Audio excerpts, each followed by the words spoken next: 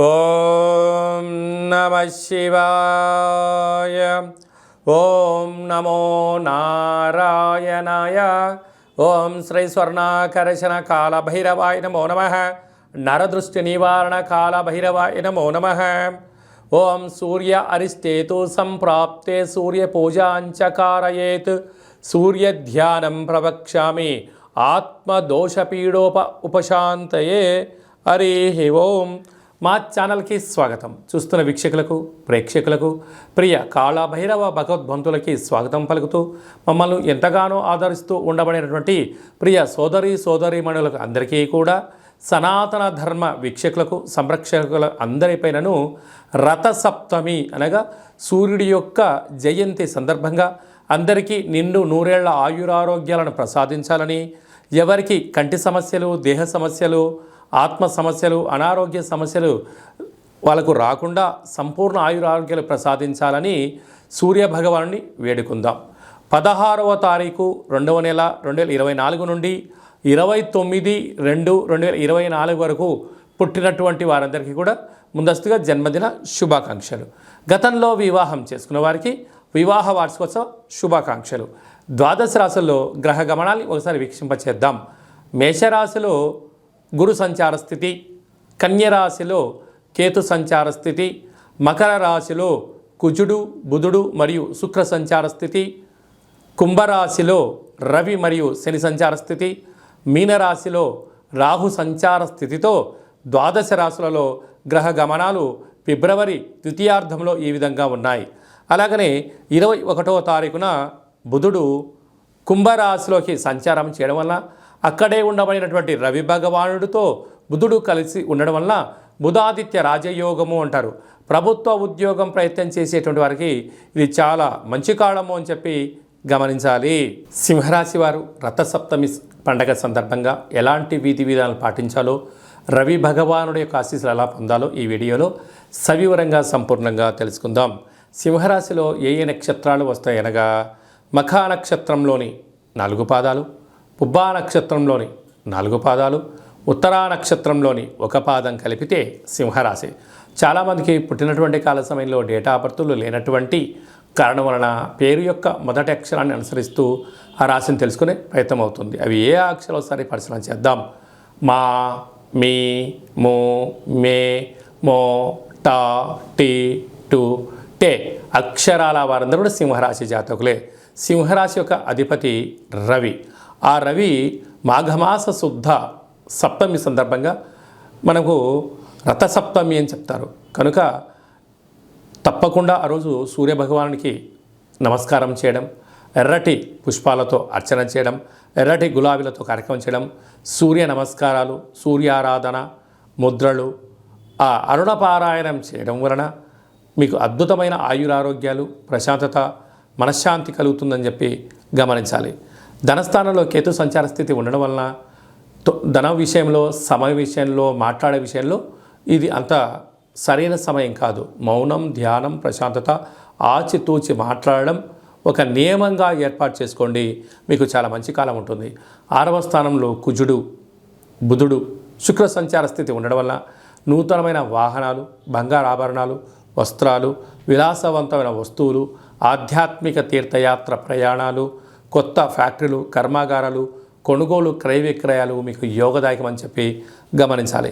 7వ స్థానంలో ఏడాది తర్వాత రవి భగవానుడు చేత శని భగవానుడు కలిసి ఉండడం వలన ప్రేమికుల మధ్య విభేదాలు, భార్యాభర్తల మధ్య ఆటంకాలు, కొన్ని చిన్న చిన్న విషయాలకు చెయ్యని తప్పులు కూడా మీరు నింద మోపే పరిస్థితి ఉంటుంది.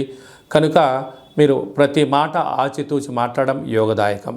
అష్టమంలో రాహు సంచార స్థితి ఉండడం వల్ల వేలకు తిండి, వేలకు నిద్ర, వేలకు ఆసనం, వేలకు ముద్ర, మౌనమే మీ ఆరోగ్యానికి శ్రీరామ రక్ష అని చెప్పి మీరు గుర్తుపెట్టుకోవాలి. భాగ్యస్థానంలో గురు సంచార స్థితి ఉండడం వలన భార్య పైన భర్త, భర్త పైన భార్య, ప్రేమానురాగాలు అవసరం. లేకపోతే అపార్థాలు, అనర్థాలు జరిగి అనేక రకాల ఇబ్బందికి మీరే కేంద్ర బిందువు అవుతారు.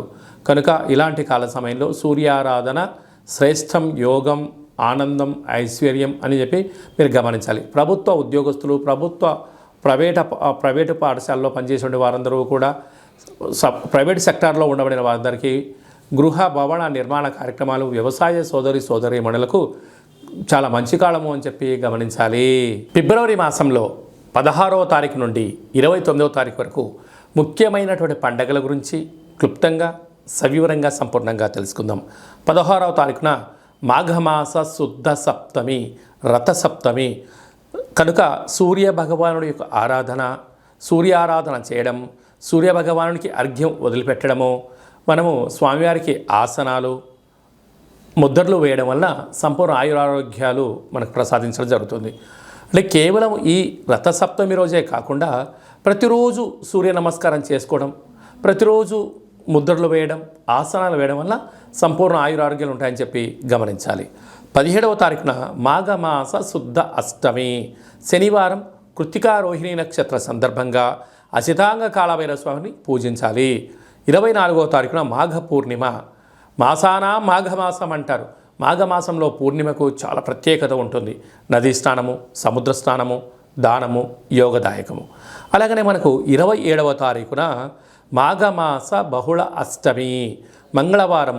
ఈ 3 అంటే శుద్ధాష్టమి, బహుళాష్టమి, పూర్ణిమ, ఈ 3 విశిష్టమైన పండుగలంతా కూడా ఫిబ్రవరి నెలలో ద్వితీయార్థంలో రావడం వలన అసితాంగ కాళభైరవ స్వామివారిని పూజించడం వలన సంపూర్ణమైన అష్ట కష్టాలు తొలగిపోతాయి, అష్ట ఐశ్వర్యాలు కలుగుతాయని చెప్పి గమనించాలి. కనుక కాళభైరవ స్వామి నామస్మరణ, ఇంట్లో కూష్మాణ దీపము, కాళభైరవ దీపము, ముడుపు కట్టడము యోగదాయకం. అవన్నీ కుదరనటువంటి పక్షంలో ఈ కింది నెంబర్ సంప్రదించినట్లయితే మీ పేరుపైన భగవంతుడికి అర్చన, అభిషేకము, హోమము, కూష్మాండ దీపము మీకు చేయించి వీడియో కాల్ ద్వారా చూపించి ప్రసాదాన్ని కూడా మీకు పంపించడం జరుగుతుందని చెప్పి గమనించాలి. ఇంకనూ మనం విజయం సాధించగలగాలి అన్నట్లయితే ఈ యొక్క పాత్ర కంచు పాత్ర అంటే మనకు రాసులు 12 ఎలా ఉంటాయో 12 రాసులను ఇందులో అచ్చు వేయడం జరుగుతుంది. అంటే ఈ యొక్క పాత్రను ఇంట్లో పెట్టుకొని ప్రతిరోజు మనం ఏం చేయగలగాలి అన్నట్లయితే ఓం కాళభైరవాయ నమః అనేటువంటి మంత్రాన్ని ఉచ్చరింపచేయాలి. అనగా కాలాన్ని శాసింపజేసే శక్తి కాళభైరవుడు భగవంతుడు ఉంటుంది. ఉదయము, మధ్యాహ్నము, సాయం, సంధ్య, నిశారాత్రి ఎప్పుడు పిలిస్తే అప్పుడు పలికే ఏకైక భగవంతుడే కాళభైరవ స్వామివారు. కాళభైరవ స్వామివారిని పూజించడం, స్మరించడం వల్ల సకల భూత ప్రేత పిశాచ సకల దుష్టగ్రహాలు, నరదృష్టి గ్రహాలు, సంపూర్ణమైనటువంటి అష్ట కష్టాలను తొలగిపోయి అష్టైశ్వర్యానికి స్వాగతం పలకడము, సకల ప్రయోగాలు, దుష్ట ప్రయోగాలు కూడా తొలగిపోతాయని చెప్పి గమనించాలి. ఈ పాత్ర వలన ఉపయోగం ఏమిటయ్యనగా ఓంకారనాదము శబ్దం రావడము, కాళభైరవ స్వామికి స్మరించడం వలన మానవుని యొక్క దేహంలో ఉండబడినటువంటి షట్చక్రాలు వికసింపచేసి దరిద్రము పోయి అదృష్టం కలుగుతుందని చెప్పి గమనించాలి. ఒక్కసారి ఈ యొక్క పాత్ర ద్వారా ఎలా శబ్దం వస్తుందో ఒకసారి వీక్షింపచేద్దాం.